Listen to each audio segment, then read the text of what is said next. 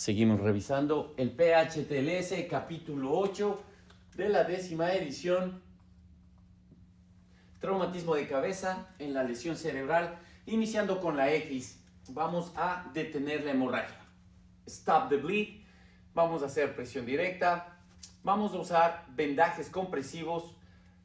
Pero si el paciente presenta fractura de cráneo o depresión del cráneo, no vamos a utilizar el vendaje compresivo, únicamente presión directa.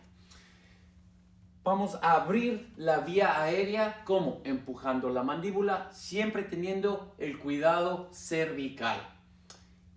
En la B nos recomienda la intubación del paciente utilizando la técnica de la secuencia de intubación rápida, RSI, ¿no es cierto? Pero ¿quién debe intubar? Si tú no tienes experiencia, hay un estudio que dice que esto conlleva a una mortalidad más alta de nuestros pacientes.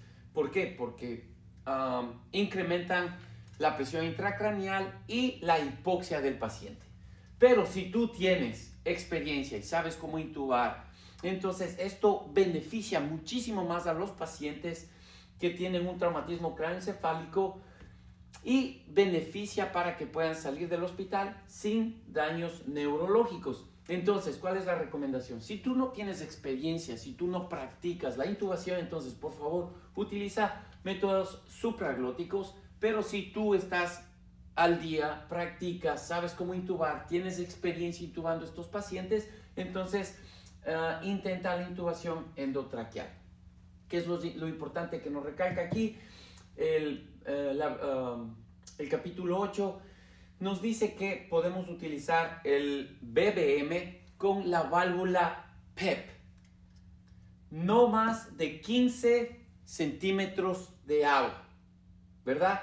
Tenemos que usar la válvula PEP, pero no más de 15 centímetros de agua. ¿Por qué? Porque los estudios nos indican que es ahí donde el punto empieza a incrementar la presión intracraneal. Cuando estemos ventilando, el objetivo es que el monitoreo del CO2 nos tenga entre el 35 y 40. 35 y 40, ese es nuestro número del entitled CO2.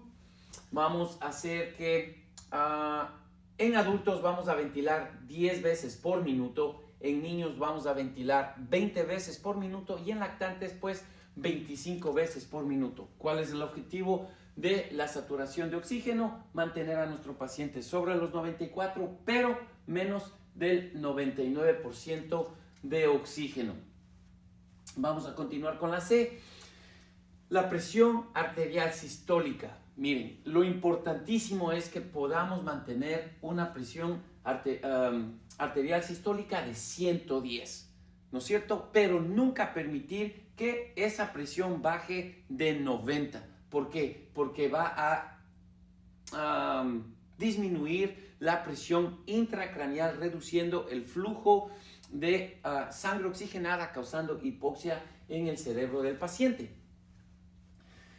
También nos indica que la fórmula que usábamos antes, si ustedes sabían de esta fórmula, que es el 70 más el 2 multiplicado por los años de los pacientes pediátricos, no es efectiva porque mantiene a los pacientes hipotensos. Y si los mantiene hipotensos, va a tenerlos hipóxicos. Por eso es que eso ya no se usa, sino que nos da una tabla de las presiones arteriales sistólicas adecuadas para cada uno de los pacientes. Ustedes lo pueden obtener en el capítulo 8 de la 10ª edición. También nos recomienda que no utilicemos el lactato de Ringer para la resucitación con fluidos, sino que es mejor la solución salina. ¿El por qué? Es porque la solución salina es más osmótica que el lactato de Ringer. La solución salina tiene un 3,08% y el lactato de Ringer solamente el 0.273. ¿Qué quiere decir? Que si estamos teniendo un edema en el cerebro, la solución salina va a ayudar a que ese cerebro empiece a deshincharse más rápido porque es más osmótica. Continuando con la D de déficit neurológico, vamos a utilizar la escala de coma de Glasgow, donde nos recomienda que si es que tenemos una escala de coma de Glasgow de entre 3 y 8 más una anisocoria, hay una posibilidad muy alta de que el paciente está teniendo una lesión cerebral severa y necesitamos intubar. Recordemos que las pupilas,